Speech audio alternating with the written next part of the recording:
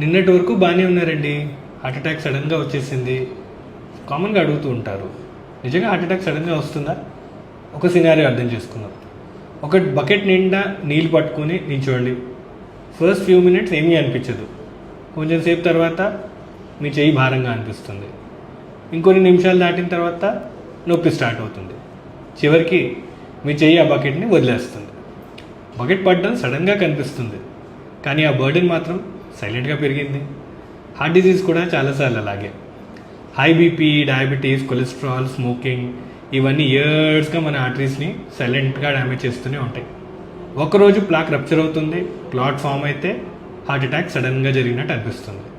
కానీ నిజమేంటంటే heart attacks are sudden, heart disease is not. కాబట్టి అటాక్ కోసం వెయిట్ చేయకండి. మీ బీపీని తెలుసుకోండి, షుగర్ని కంట్రోల్లో ఉంచుకోండి, కొలెస్ట్రాల్ని నెగ్లెక్ట్ చేయకండి. రిస్క్ ఫ్యాక్టర్స్ని ఎర్లీగా కంట్రోల్ చేయడం హార్ట్ అటాక్ని ప్రివెంట్ చేయడం దగ్గర మన దగ్గర ఉన్న స్ట్రాంగెస్ట్ వెపన్. మీ ఫ్యూచర్ని మార్చడానికి ఒక హార్ట్ అటాక్ అవసరం లేదు, ఒక్క బీపీ చెక్ సరిపోతుంది. Stay informed, stay healthy.